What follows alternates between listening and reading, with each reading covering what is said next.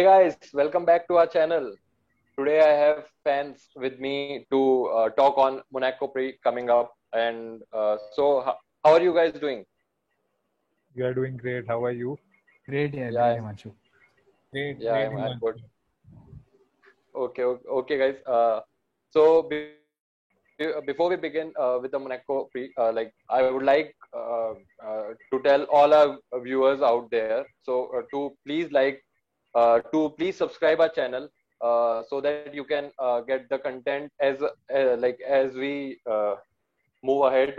We are releasing the Champions League final. We have Europa League final and more videos like that. So please subscribe our channel and hope you like our video. So guys, how was the Spanish Pre for you? Once again, Max had a very great start, taking a lead in the first lap itself, and then did a blunder. These commentators in this season are continuously pointing that out, that Red Bull are handing wins over to Mercedes on their own. Like they are making some mistake either in the pit lane or somewhere else. They are contributing in the Mercedes win. So what's your view on this? Nitish? Okay, so yeah, the Red Bull is handling over the wins to Mercedes. Like Mercedes has been great in this strategy.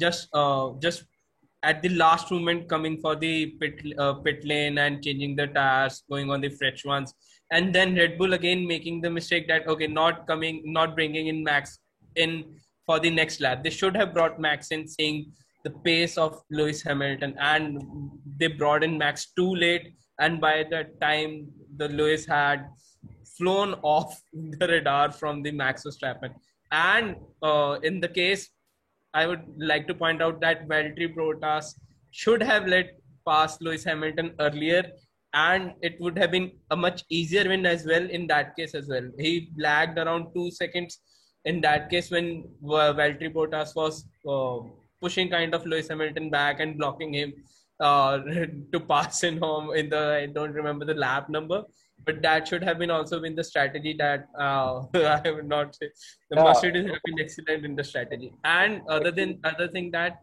Sergio Perez is still lagging behind fourth or fifth position, and they not have been able to utilize his dominant run what they were hoping to do for in this particular season. It's the curse of the Red Bull second driver, right? He's still not comfortable with the car, and again pointing out, coming back to Red Bull handing out wins to Mercedes. Again, I think this time they're really nervous. They're really like they have that itchy feeling that we need to win, and They are being a bit more conservative yeah. in their strategy. So because of that, they are making silly mistakes like this. Because even Because if you see, they know, this season they are pretty much close to Mercedes, and even if that is why I think they're a bit defensive. Had they been more attacking in their strategy, then maybe they might have had more points in the drivers and in the constructors championship.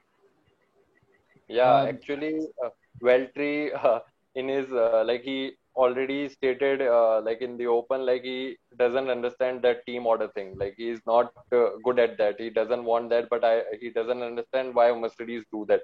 Like uh, coming on to this Red Bull thing, Toto Wolff caught Red Bull off guard once again, similar to the Hungarian Prix of 2019. So Nishit, what's your view on that? What could Red Bull have done different to avoid that? It's no brainer, Yeah, so right? it was simple. So when Verstappen was ahead, there was still, and before Lewis Hamilton went to pit again, there were around 35 laps left, and Verstappen was around 20 seconds ahead of Hamilton even after the pit stop. So they know that they were on the softer tires, and that scraps off 1.5 seconds per lap. And Verstappen being on his older tires, obviously his lap time would increase. So in that case, it was just a matter of time that Hamilton would overtake Verstappen. He was just a sitting duck, and I guess he overtook him in the 15th or 16th lap after that. So that's where the whole strategy or the whole race went wrong for Red Bull. So Yeah, so yeah, so for Red Bull, like their pit stop has been good at one point, like it's 1.9, the best I think. But this time in the Spanish Prix, like they were around 4.3 or 4.3 odd seconds. So was it a factor there? Like Abhijit? That was purely because of a late call. They got again. They decided at the very last moment. I think Max was just three or four turns away from the pit window when they decided that Max has to come in. They themselves were not ready with the tires, and I still have a counter view to that. I still feel they are not close to Mercedes as of now, because I have 2-3 observations on that. Firstly, in the qualifying itself, first off, congrats to Lewis Hamilton on having 100 pole positions. That man's a legend. So in qualifying, if you noticed, in Q3 at the last moment, Sergio Perez had a spin, and Lewis had to just lift off the throttle. I wouldn't say he had to slow down by a considerable margin, but he had to lift the throttle, and it was visible. And still, he was able to get the fastest lap time. He was a bit underconfident about actually getting the fastest lap time, but still, Mercedes was ahead of Red Bull by 3/100th of a second. So it still tells you how dominating the Mercedes cars are, and absolutely how gorgeous Lewis Hamilton's driving is. And Yeah, apart from that, in terms of tire strategy too, I second the fact that Red Bull should have taken an earlier pit stop, because if you notice, Hamilton's car, the way Hamilton drives and the way Mercedes car is at a more balanced rake angle, their tires don't scrape off that easily. Even when Bono asks Lewis Hamilton in the race if he needs a tire change, he says these tires can go longer in some instances. So yeah, Red Bull definitely need to have a better strategy in terms of pit stops, because their car burns off the tire faster than Mercedes, and they need to be a step ahead of Mercedes in terms of that. yeah. Actually, we had two scary moments in the race for Lewis Hamilton. The first one was the first overtake itself when Verstappen took over in the first lap.